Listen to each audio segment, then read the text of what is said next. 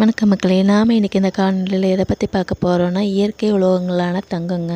அதாவது இயற்கை உலோகங்கள் அப்படின்னு பார்த்திங்கன்னா, தங்கம், வெள்ளி, செம்பு, இரும்பு, கருவங்கம், வெல்வங்கம், துத்தநாகம், உருக்கு இப்படிலாம் இருக்குதுங்க. இதில் முதன்மையான இடத்துல இருக்கிறது தங்கம் தாங்க. அதாவது இது பஞ்சபூதத்தில் மண்ணோட ஒப்பிடுறாங்கங்க, நிலத்தோடு ஒப்பிடுறாங்க. சரிங்களா? அதாவது இந்த தங்கம் நாகரிகம் தோன்றிய காலத்துலேருந்து நல்ல உயர்வை பெற்று இருக்குதுங்க. உலகத்தில் தென்னாப்பிரிக்காவில் தான் மிகுதியாக தங்க வயல் இருக்கணும். இந்தியாவில் கர்நாடகா மாநிலத்தில் கோலார் பகுதியில் தான் தங்க வயல் இருக்குன்னு சொல்கிறாங்க. மேலும் இந்த தங்கம் பார்த்திங்கன்னா, காற்றில் கலந்த மலினங்கள் இருக்கு இல்லைங்களா, அது தங்கத்தோட தன்மையை மாற்றாது அப்படின்னு சொல்கிறாங்க. இந்த தங்கம் எளிதில் வெள்ளியுடனும் செம்புடனும் ஈஸியாக சேர்ந்துரும், கலந்துரும் அப்படின்னு சொல்கிறாங்க. அப்படி சேர்ந்தாலுமே தங்கம் ஒரு தனித்தன்மை வாய்ந்ததாக காணப்படும் அப்படின்னு சொல்கிறாங்க. அதாவது இந்த தங்கம் வெள்ளியோடு சேரும்போது வெளிர்பசு மஞ்சள் நிறமாகவும், செம்போடு சேரும்போது செம்பொன் நிறமாகவும் இருக்கும் அப்படின்னு சொல்கிறாங்க.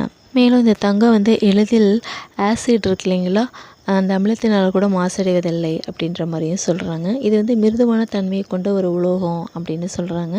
இந்த தங்கத்தினுடைய குணம் பார்த்திங்கன்னா, தங்கம் மிக சிறப்பான நினைவாற்றலை அதிகரிக்க செய்யும் குணம் கொண்டதாங்க.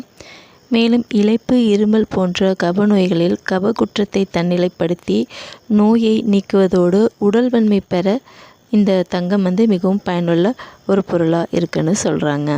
இந்த தங்கம் பார்த்திங்கன்னா, இந்த தங்கத்தை கொண்டு மருத்துவத்தில் பற்பம், செந்தூரம் இவையெல்லாம் செய்யப்படுகிறது எனவும், இதனால் செய்யப்படும் மருந்துகள் கப நோய்களை நீக்குவதற்கு வழங்குவதற்கும் கொடுக்குறாங்க. அதாவது தங்க பற்பம் மற்ற பற்பங்களைப் போல் இது வெண்மை நிறமாக இல்லாமல் இளமஞ்சள் நிறத்தில் கொண்டதாக இருக்குங்க.